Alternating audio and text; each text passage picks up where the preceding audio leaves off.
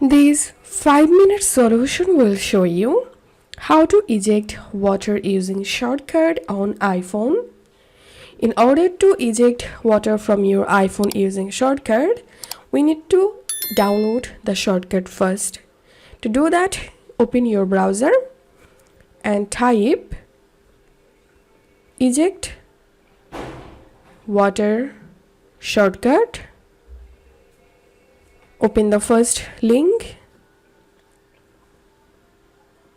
and here you will get the water eject shortcut. Tap on get shortcut,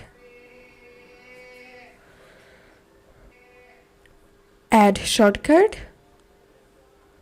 Once you added the water eject shortcut, now tap on it. Tap on start. Select intensity level.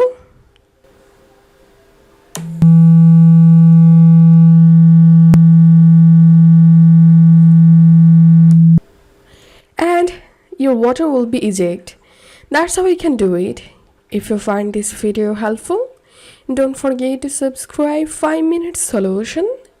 See you in the next video.